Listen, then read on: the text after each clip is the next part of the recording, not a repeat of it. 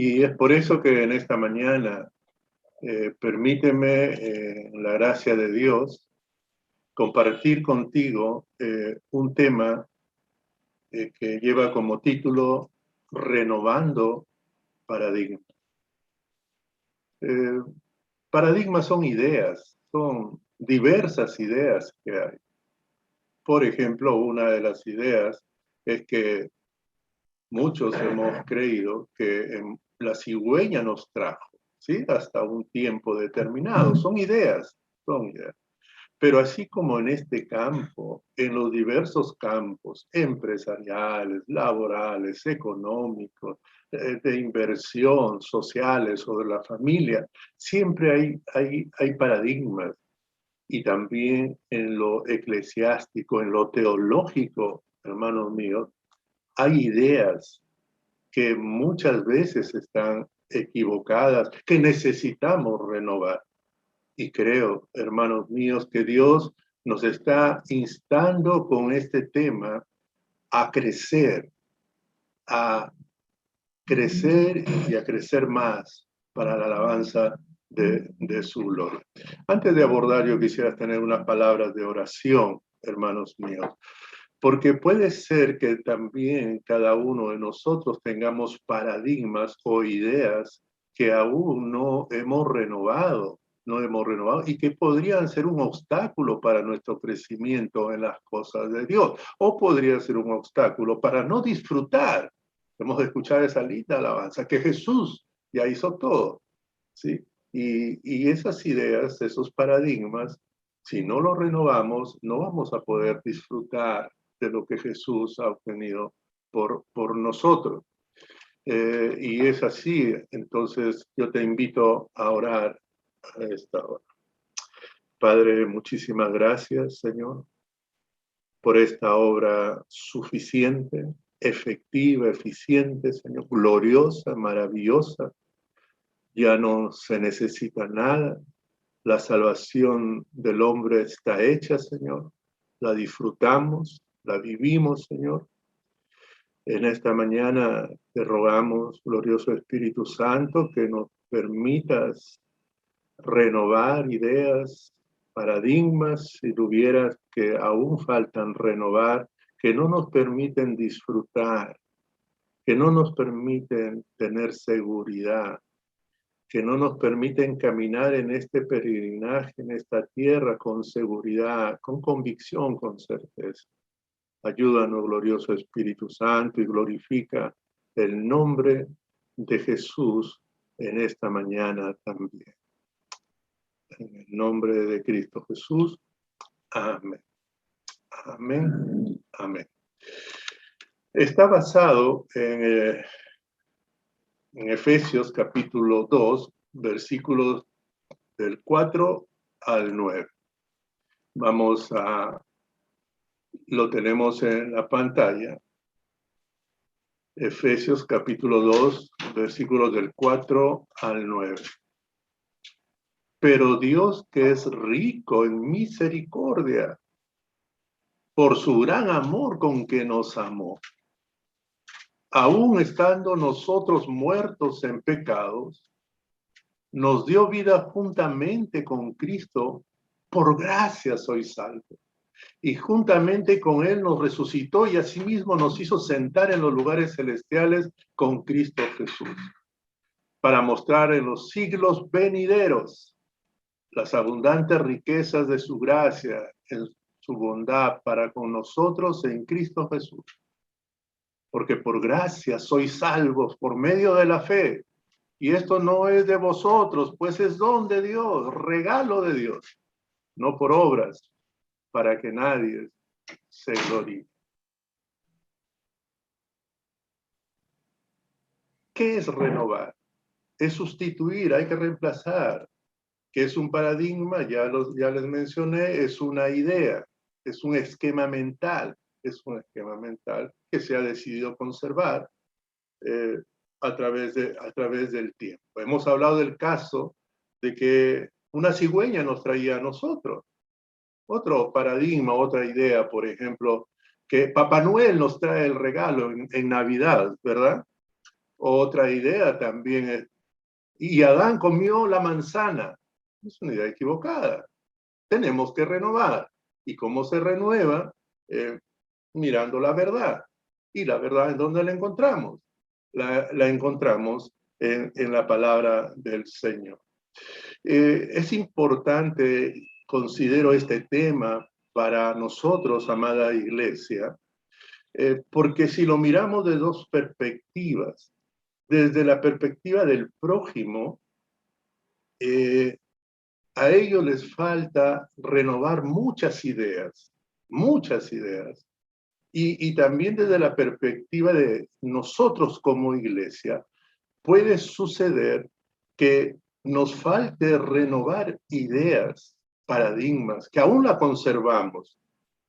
Voy a ponerte el ejemplo por la cual pongo el énfasis.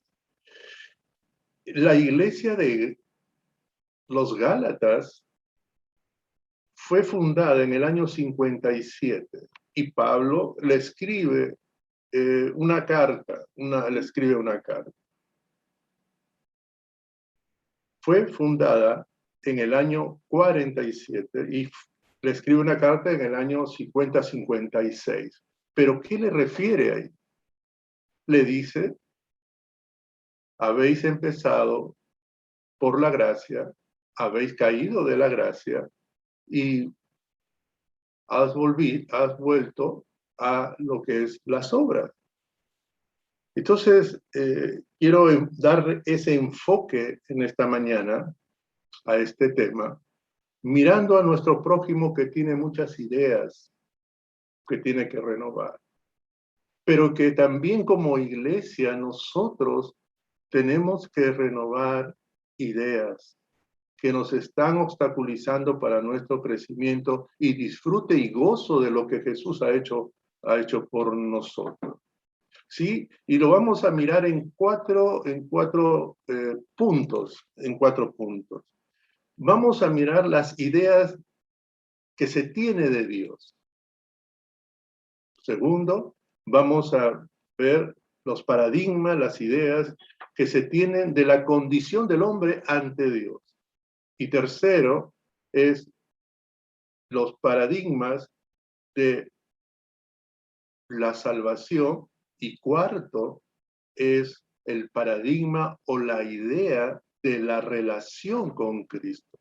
Entonces son 4 puntos que nos vamos a permitir a través de esta porción bíblica ir trasladándonos y entendiendo y extrayendo muchas cosas para nuestras vidas que tiene como propósito esa renovación, esa sustitución o ese reemplazo de conceptos o ideas equivocados que podríamos nosotros tener.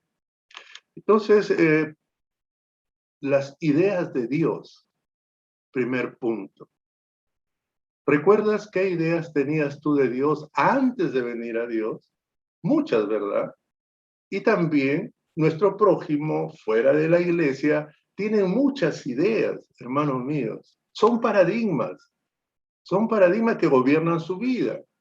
Son paradigmas que incluso los hacen defender sus ideas, sus ideales.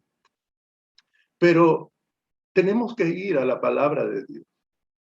Vuelvo a repetir, solamente quiero centrarme en esta porción bíblica que hemos tomado para esta mañana. ¿Cuáles son las ideas de Dios?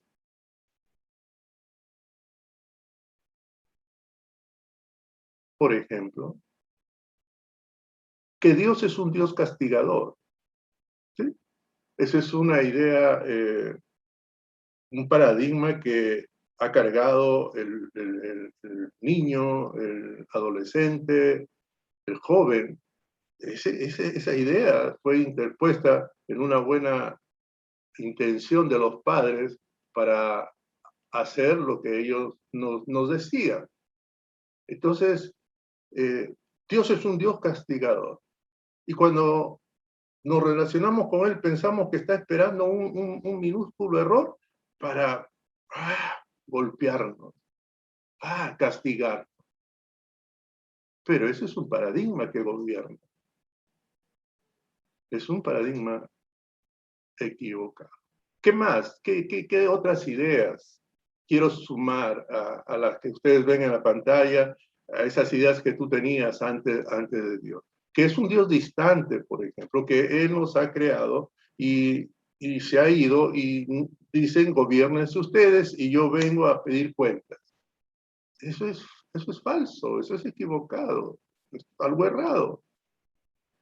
Entonces, también hay esa idea de que no existe en las mentes de los ateos, también existe eso, esa idea, Dios no existe. También que Dios no ve y que Dios no escucha. Yo me quedé sorprendido en las escrituras cuando dice que por cada palabra que nosotros vertamos de nuestros labios, vamos a ser juzgados, mira, por cada palabra. Entonces, aquí hay un paradigma de cómo lo ven los hombres a Dios y que son paradigmas equivocados. Ahora, el propósito es renovar los paradigmas, las ideas. Y hay que ir a la fuente, hay que ir a la verdad. Y la verdad está en la palabra de Dios. Y ahora, ¿qué encontramos ahí? Mire, esa exquisitez, esa cosa hermosa, hermano, y que tú tienes que disfrutar, tú tienes que saber, tú tienes, si has tenido esas ideas equivocadas, esos paradigmas equivocados, tú tienes que saber que nuestro Dios no es un Dios insensible, no es un Dios distante, que nuestro Dios no es un Dios castigador, no. ¿Qué dice en el versículo 4? Miren, pero Dios, que es rico en misericordia. ¿A quién considera rico? Tomemos el factor dinero. Es el que tiene mucho dinero, ¿verdad? Sí, ya. Persona rica en misericordia. Dios es rico en misericordia. Y sigue diciendo, por su gran amor. Este es un versículo de presentación. Mira, del Dios verdadero, rico en misericordia. ¿Y qué significa misericordia? En compasión. Él se compadece de la situación de cada uno de nosotros. Pero no solamente se limita a compadecerse, sino de que también la palabra contiene que se inclina a ayudar. No solamente siente, se compadece, sino que se inclina, se humilla a ayudarnos. Porque se humilla. Nuestro Dios, pues, santo, santo, santo, perfecto, se inclina a ayudarnos porque siente compasión de nosotros, de nuestros errores, nuestras fragilidades, de nuestras expectativas férreas que después se vuelven gelatinosas. Ese es el Dios de la misericordia. Pero dice que es también, pero Dios que es rico en misericordia, por su gran amor, mucho amor. Amor es ágape, ese amor grande, grande amor. Está diciendo, ¿sabes? Ese amor grande, más grande. Tú sabes que Dios te ama. Pero la palabra aquí lo está presentando a Dios que te ama mucho, que tiene para ti un gran amor, un gran amor. Pero también nosotros en el versículo 7 de la porción leída, dice, para mostrar en los siglos venideros la abundante riqueza de su gracia en su bondad para con nosotros en Cristo Jesús. Nuevamente, misericordia, amor, gracia. Es un Dios de toda gracia. ¿Qué es gracia? De todo favor, de todo. Es un Dios, ¿sabes qué? Es un Dios que está a favor tuyo. Y ¿sabes? Está a favor tuyo no como el que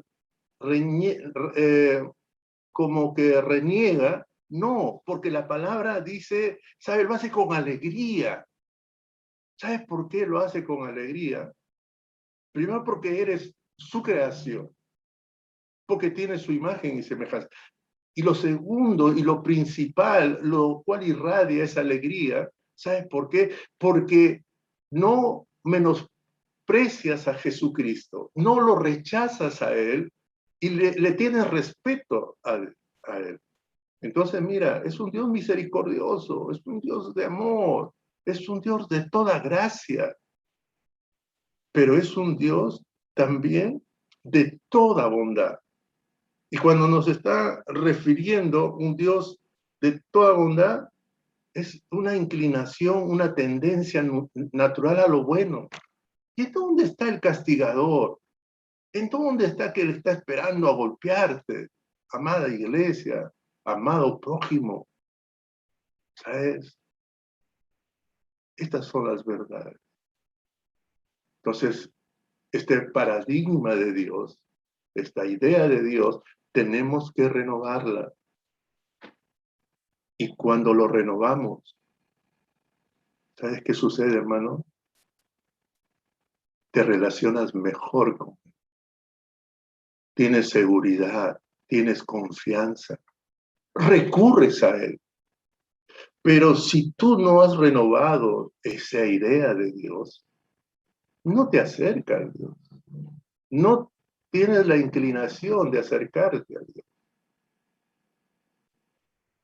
Pero así como hay este paradigma de Dios, también hay el paradigma de la condición del hombre. ¿Cómo está el hombre frente a Dios? ¿Cómo te considerabas tú antes que estabas ante Dios? Hay muchas ideas, hay muchas ideas.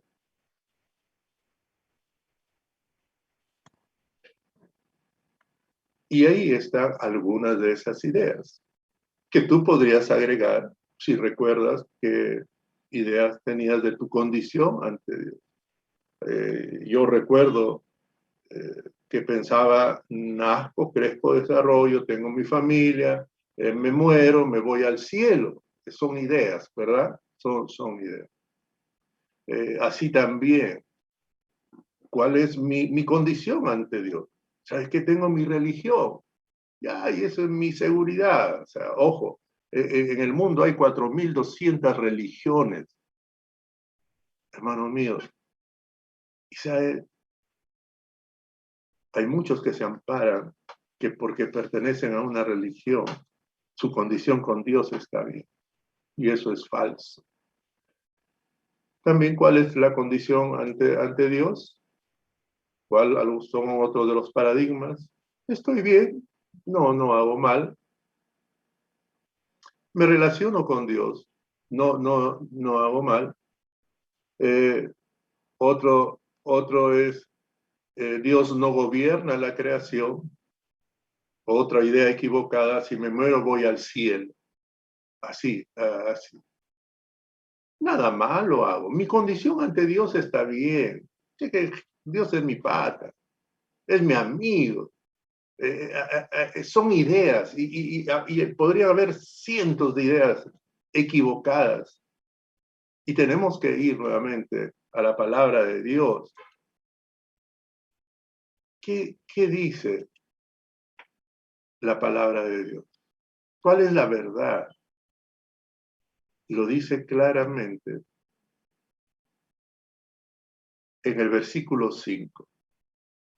Aún estando nosotros muertos en pecados. Mire, aquí quiero hacerte notar algo. Tu condición ante Dios no tiene nada que ver si perteneces a una nación determinada. Tu condición ante Dios no tiene nada que ver si seas rico o pobre. No tiene nada que ver si eres una persona profesional o no profesional. ¿Sí? No tiene que ver. La condición del hombre ante Dios lo da Dios mismo. Y lo dice claramente, lo dice, aún estando nosotros muertos en pecado. Mira, esa palabra aún, nosotros pecando, y ahí está el conjunto de pecados, falta más, todavía faltaba espacio para colocar ahí. Cuando se habla de pecado, pecado es transgresión, o no obedecer a Dios, o hacer lo contrario que Dios dice. Por ejemplo, la mentira es pecado, la envidia es pecado, el homosexualismo, la idolatría es pecado, los pleitos, las estafas, las enemistades, el robo, la avaricia, todo lo que tú ves ahí en la pantalla es pecado. Dice, aún, ese término me agrada. ¿Sabes? Ese aún, hemos leído nosotros el Dios de misericordia, el Dios de gran amor, el Dios de toda gracia, el Dios bondadoso, aún, mira, aún siendo nuestra situación así, Él se manifiesta. ¿Sabes por qué, amada iglesia? Quiero que leas el versículo 7 ahí en tu Biblia, cuando dice, para mostrar en los siglos venideros las abundantes riquezas de su gracia. O sea, en el corazón de Dios hay un plan, hay una intención, una determinación. En los siglos que vienen, yo voy a mostrar las abundantes riquezas de mi gracia. Tú estás contenido en ese tiempo. O sea, Dios se relaciona contigo en sus abundantes riquezas de su gracia, de sus favores, de tenerte a ti en consideración. Hermano, pensamos que Dios está queriendo siempre adversidades para nosotros. No, no, no, no. Aquí la palabra dice, para mostrar en los siglos venideros. Estamos en este siglo, contiene este siglo. ¿Sabes qué? Él quiere y sigue y seguirá mostrando las abundantes riquezas de su gracia. Aún estando nosotros, me agrada esa palabra nosotros, ¿sabes? Escribe Pablo a la iglesia de los Efesios. Él no se excluye. Y aquí, hermanos míos, en esta verdad de condición del hombre ante Dios, están todos los seres humanos que hemos pisado esta tierra. Los que han vivido, los que viven y los que vivirán. Al mejor moralista, al mejor hombre o mujer, todos caen bajo esta verdad con la condición ante Dios. Aún estando nosotros muertos en pecado. Ahora, ¿y dónde está el problema? ¿Dónde está el problema, hermano? Hay dos problemas aquí. El problema presente y un problema eterno. ¿Por qué digo que hay problema? Porque cuando Jesús está hablando del Dios Padre, en la palabra de Dios, en Mateo 22:32, Jesús dice lo siguiente. Pero Dios es Dios de Abraham, de Isaac, de Jacob. Dios es un Dios de vivos, no es un Dios de muertos. Entonces, problema presente. No nos podemos relacionar con ese Dios vivo si estamos muertos espiritualmente. ¿Sí? Estamos muertos. Entonces, no nos podemos relacionar en el presente. Y en el futuro, el dueño del cielo es un Dios de vivos. Y cuando hablamos de que estamos muertos en nuestros pecados, Se habla de esa muerte espiritual. ¿Qué significa la muerte espiritual? No te apetece Dios, no te inclinas a Dios, no gustas de las cosas de Dios, porque estás muerto espiritualmente. ¿Quién hace eso? Los pecados. ¿Y quién fomenta el pecado? Es el enemigo de nuestras almas. Y esa es nuestra condición ante Dios. Seas quien seas de cualquier nación, tengas profesión o no tengas profesión, seas pobre o seas rico, seas blanco, trigueño o de otro color. Esta es la condición de todo ser humano. Aquí no valen paradigmas equivocados, que pueden haber 1.000.000, que pueden decir 1.000.000 de personas, y yo pienso que mi condición es, ante Dios es así. No, aquí hay una verdad nada más. Aún estando nosotros muertos en pecado, todos nosotros. Ese es, hermanos míos, que tenemos que tener bien claro. Y necesitamos renovar, amado prójimo, esta idea, este paradigma. Pero también hay ideas de la salvación. Ahora, ¿de la salvación de qué? Si estoy muerto espiritualmente, el pecado me agobia y me tiene ahí encadenado, ¿sí? Y no me permite con Dios hablar, porque Dios es un Dios de vivos. Y no me va a permitir entrar al cielo, porque el dueño del cielo es un Dios de vivos. Entonces, tengo un gran problema. Alguien tiene que venir a salvarme. Pero, ¿sabes? Hay ideas equivocadas de la salvación. Muchas ideas, muchas ideas. Por ejemplo, mi religión me salva. Me saca de esa condición de muertos espirituales. Y eso es falso. Otros dicen, ¿sabes? Voy a hacer obras. Ojo, puedes darle una limosna a un pobre, le agrada a Dios, puedes apoyar a que se construyan hospitales, orfanatorios, le agrada a Dios, pero no es lo que Dios ha dispuesto para ser salvos. Hay otros que piensan en la moralidad. Si soy una persona moral, voy a salvarme. Y esa es una idea equivocada. Dios no lo ha establecido así. Eh, o voy a tener sacrificios. Voy a hacer sacrificios. Me voy a, no sé, lo más cercano que nosotros tenemos. A Otusco, arrodillado a la virgencita de la puerta, y entonces voy a ser salvo. No. Dios no lo ha establecido, pero es una idea equivocada. Es un paradigma equivocado, como miles de paradigmas equivocados hay. Pertenezco a tal hermandad, soy espiritual y por lo tanto ya soy salvo. O puedo dar limosna al que necesita y con esto ya Dios me tiene que salvar. O sea, hay cosas que le agradan a Dios cuando apoyas a tu prójimo.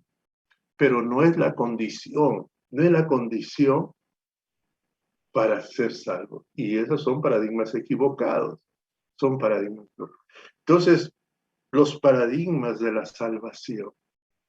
El hombre está muerto espiritualmente, agobiado, encarcelado, encadenado en la praxis del pecado.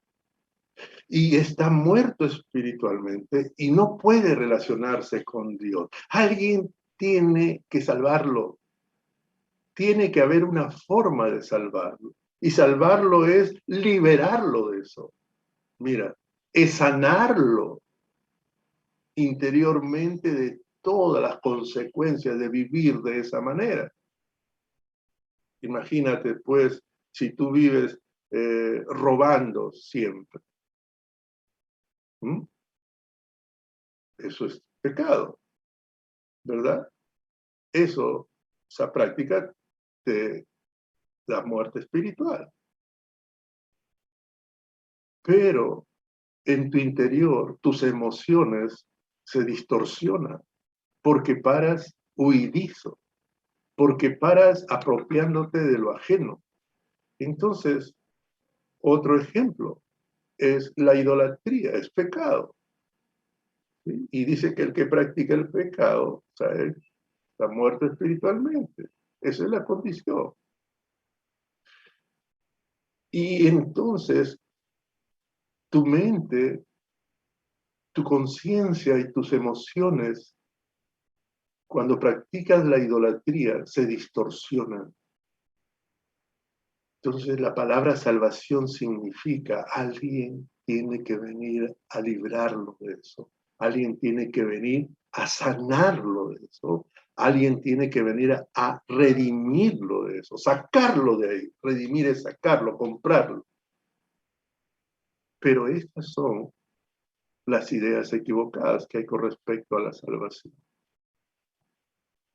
¿Y cuál es la verdad sobre la salvación? Hay una, no hay miles así como esos paradigmas. Hay una nada más, y que viene del cielo, y la que gobierna, y la que es eterna. Que dice Efesios 2:8, porque por gracia sois salvos, por medio de la fe. Y esto no es de vosotros, pues es don de Dios. Porque por gracia sois salvos, por medio de la fe, y esto no de vosotros, pues es don de Dios. Un poco para ser explícitos, he tratado de diagramarlo de esta manera. Por gracia sois salvos, ¿sí? Ahí está. Gracia, ya hemos hablado qué significa, es un favor inmerecido, es un regalo, ¿sí? Que Dios otorga. Dice, por regalo, por favor, algo inmerecido, somos salvos. O sea, no lo merecíamos, hermanos míos. No lo merecíamos si practicábamos pecado, pecado sobre pecado. Dice la Biblia, quien diga que no tenga pecado, la verdad no está en él y miente. Primera de Juan 1:8. O sea, pero por gracia Dios hace esta salvación. Entonces, mira, por gracia soy salvo, por gracia. Por gracia soy libertados, sanados, redimidos, por gracia, por medio de la fe. Y cuando hablamos por medio de la fe es la confianza en Dios, la confianza en Jesús. Cuando hablamos de fe estamos hablando y viendo de que Dios estableció el plan de salvación y Jesús ejecutó ese plan de salvación, logró la salvación.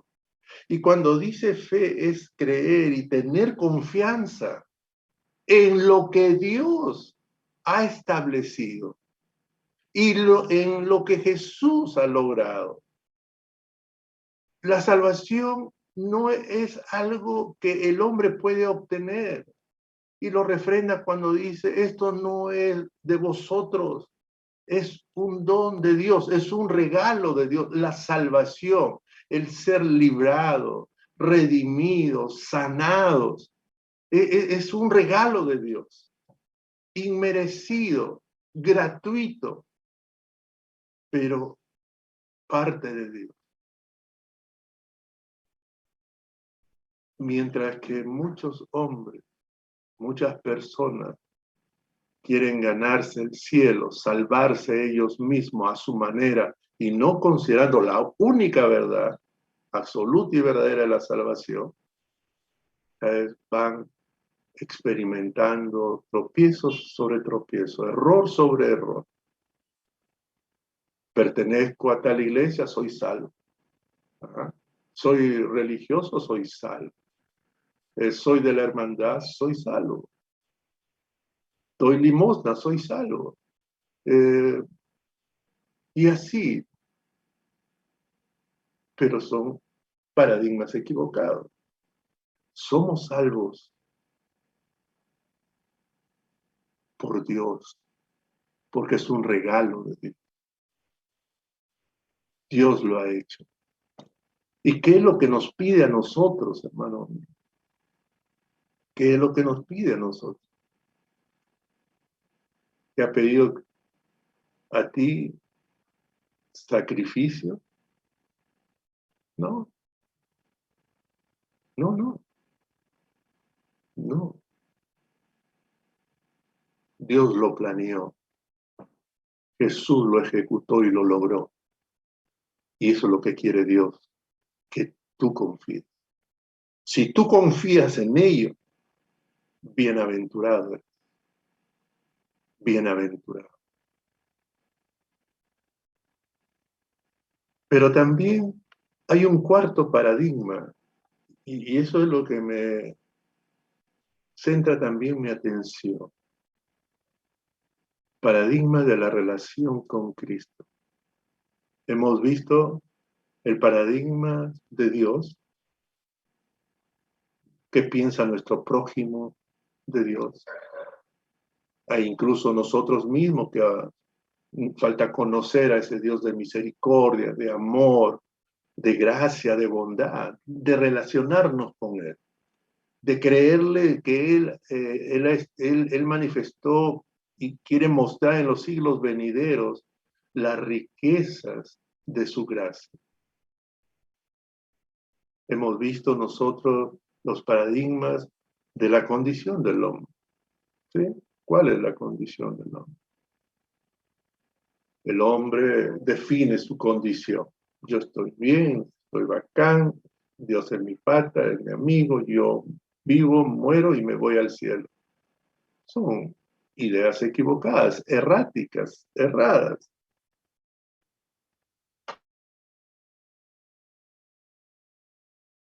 O estando muertos por el pecado.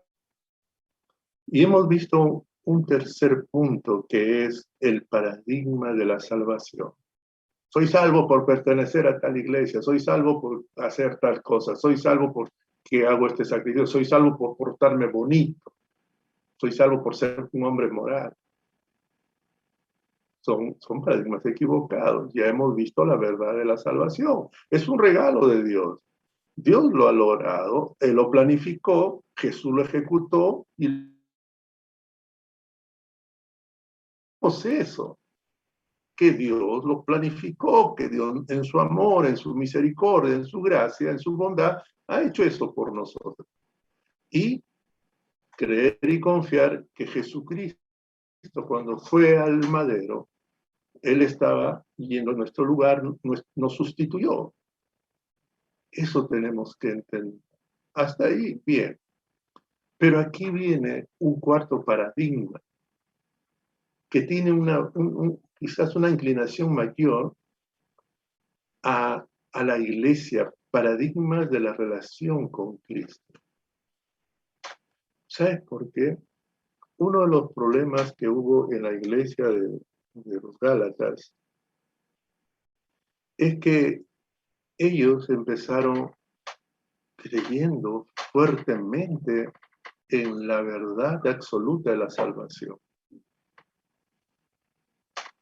Pero después fueron perdiendo esa seguridad y maestros, líderes judaizantes entraron a la iglesia, desestabilizaron a la iglesia y la iglesia empezó a pensar que su relación con Cristo hay que ganarla, hay que esforzarse, hay que hacer sacrificio. Y sabes, necesitamos ver esas ideas de la...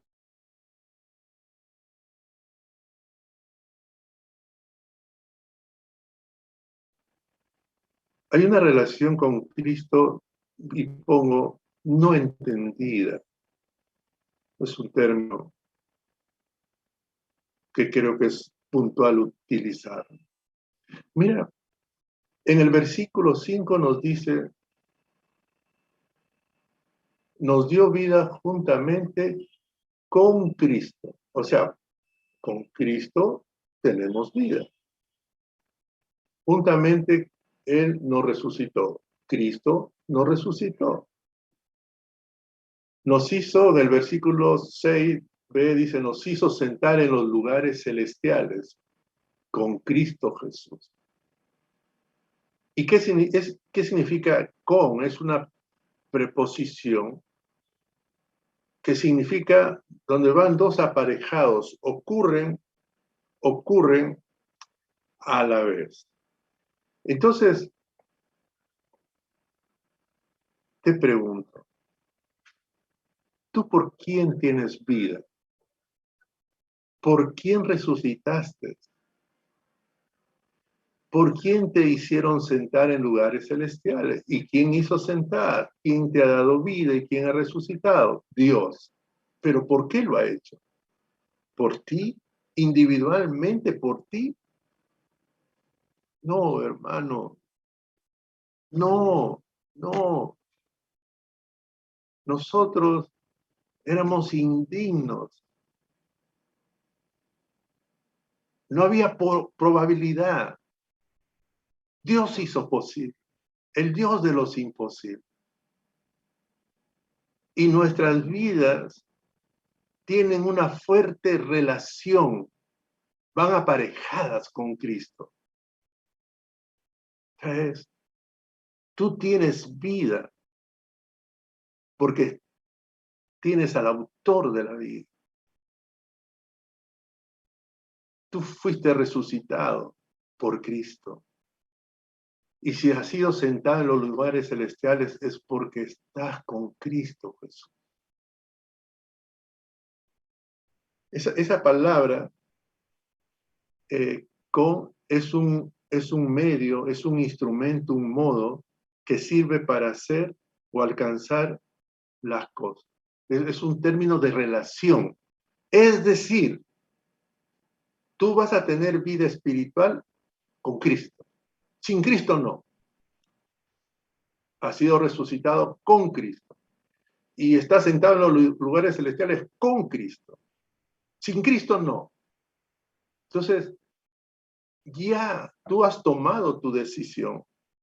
No menospreciaste a Cristo. Estás con Cristo.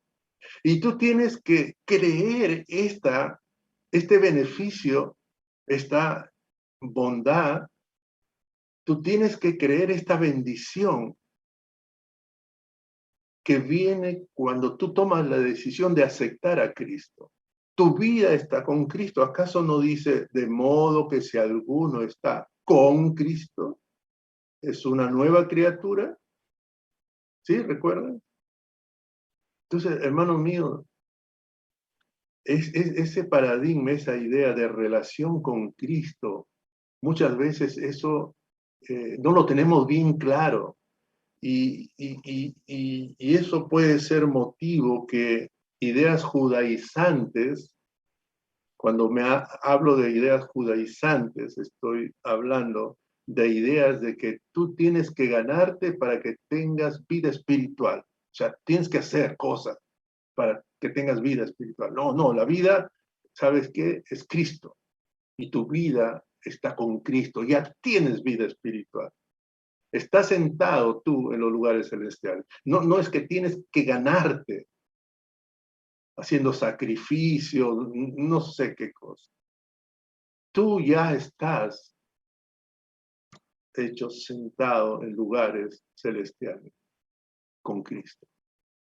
Eso tenemos que reforzarlo, hermano mío. Por eso pongo no entendida. Conocida sí, memorizada sí, pero hay que entenderlo, hermano mío, para poder disfrutarlo, para tener seguridad.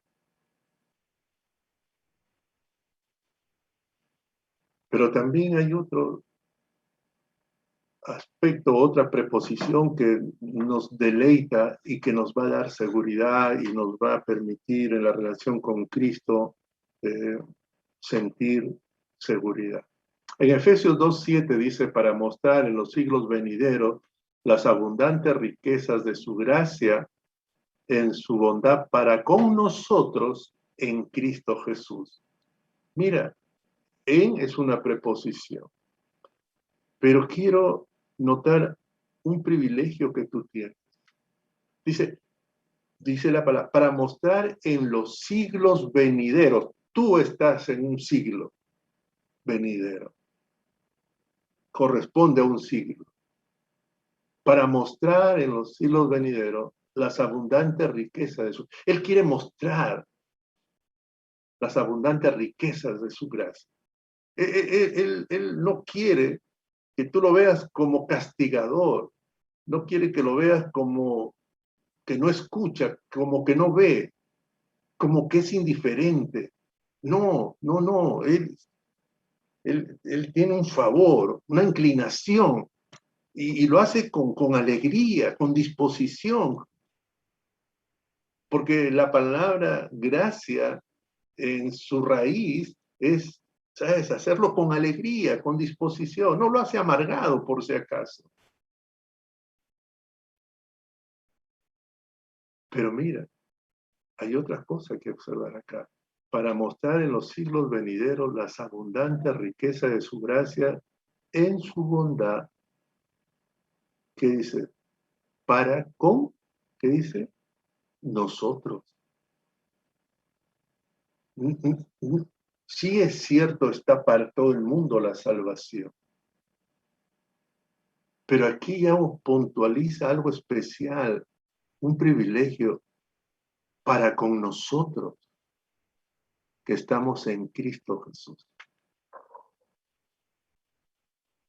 Hermano, nosotros tenemos esa hermosa invitación de conocer las abundantes riquezas de su gracia, porque estamos en Cristo Jesús. Y nuevamente, mira, aquí encontramos esta preposición en, que significa, indica el lugar donde está algo, especialmente si está en el interior. La familia está en la casa, ¿sí? O sea, está la casa y dentro de la casa está la familia, ¿sí? En abril me voy de vacaciones. En abril me voy de vacaciones. O sea, dentro. Nuestra vida está en Cristo. Y cuando la palabra dice que nosotros somos aceptos a Dios en Cristo Jesús, en el amado. ¿Sabes por qué? Porque tu vida ya está en Cristo Jesús. No tienes que ganarla, ya estás. Por esa fe que un día bendito, mostraste y decidiste recibir a Jesucristo, esa fe te introdujo, te hizo uno con Cristo. Y tu vida ya está en Cristo. ¿Te das cuenta que esa relación, que podría existir un paradigma, una idea equivocada, que estando en la iglesia aún tenemos que hacer sacrificios para que nuestra vida esté en Cristo? No, tu vida ya está en Cristo. Disfrútala, créela, confía, amada iglesia.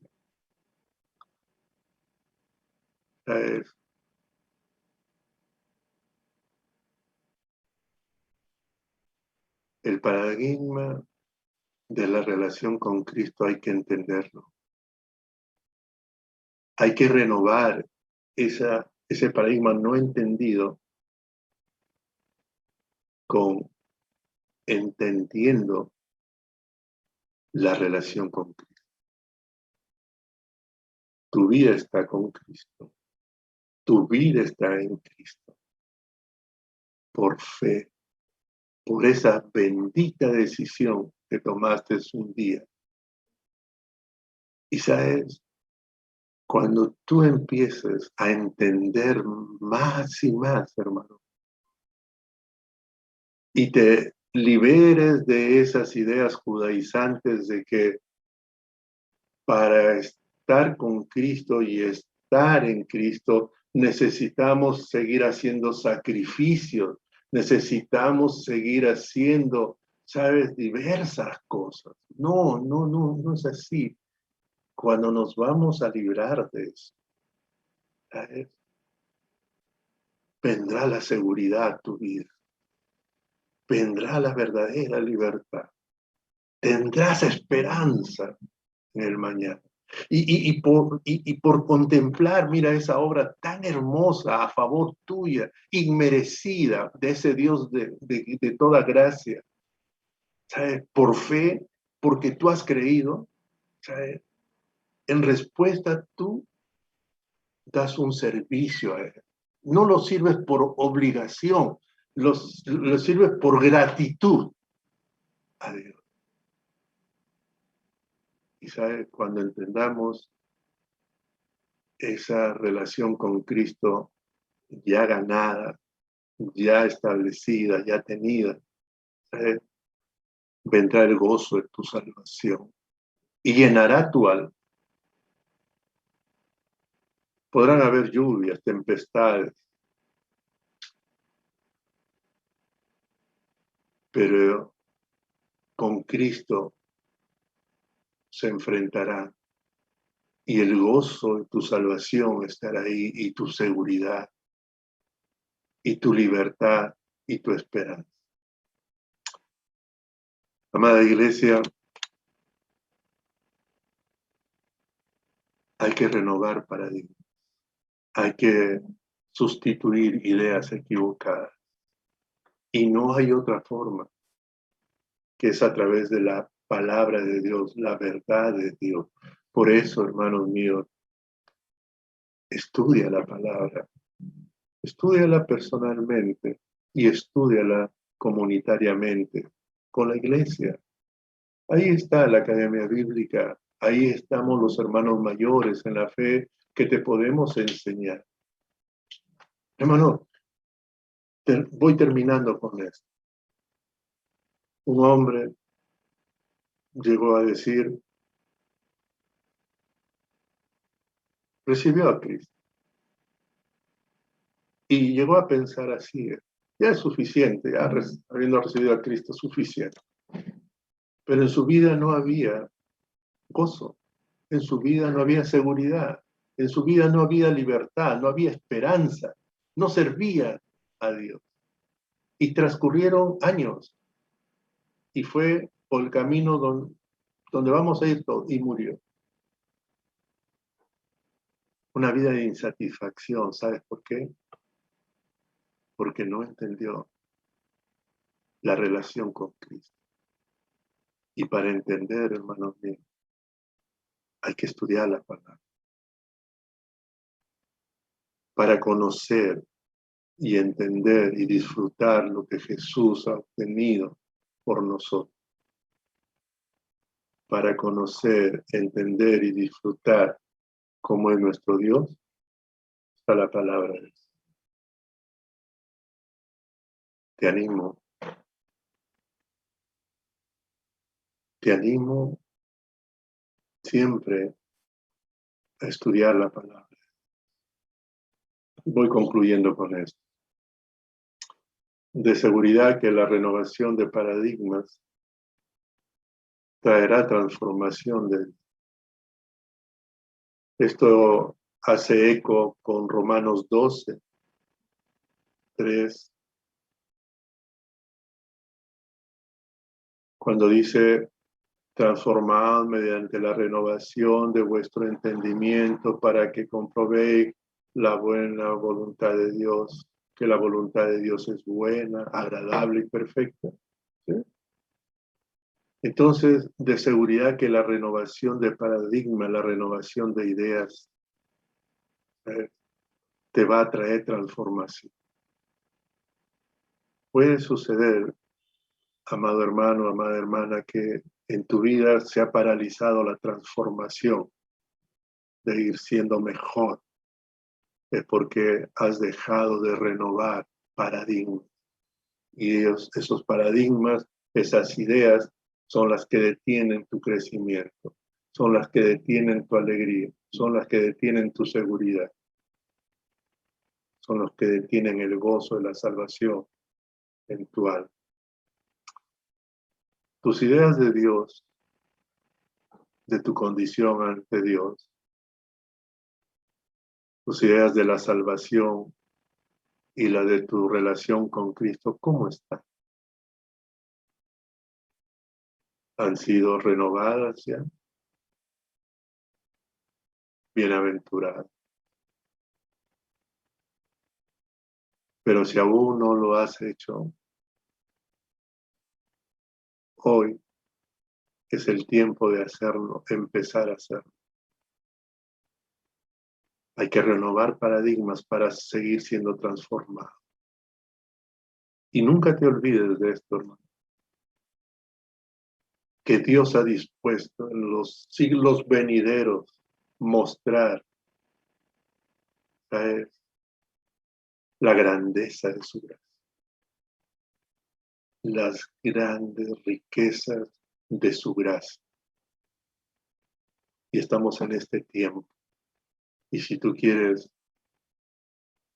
renovar paradigmas e ideas que aún todavía no sacas porque has traído de una formación cultural familiar o porque aún esas ideas están conservadas, porque has dejado de estudiar la palabra de Dios.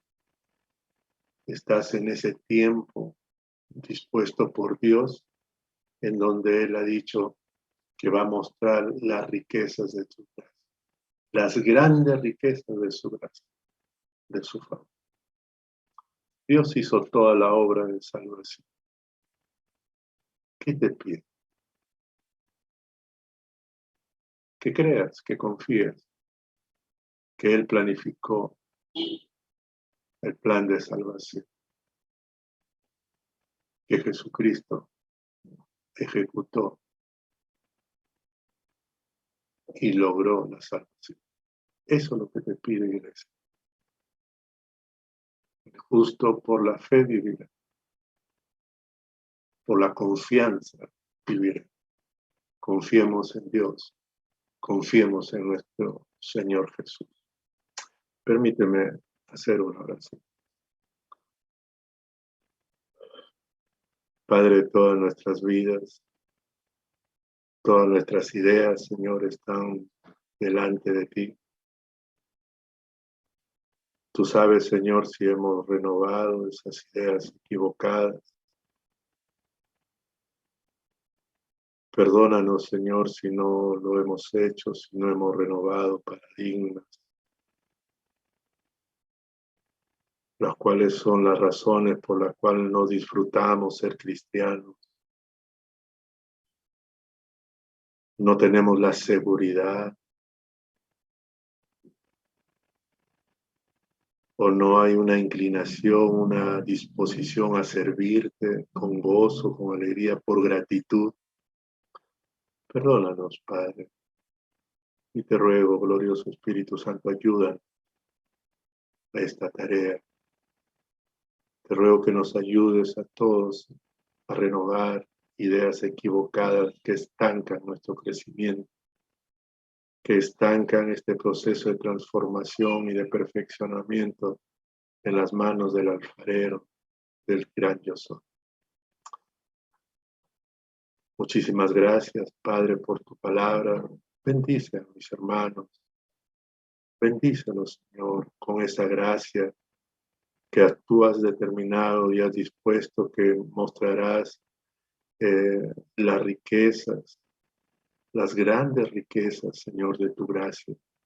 Sí, Señor, de ellas necesitamos, en ellas vivimos y en ellas nos regocijamos, Señor. Padre eterno, te doy toda la gloria a ti, Señor, toda la honra y la alabanza, porque tú te lo mereces, Señor,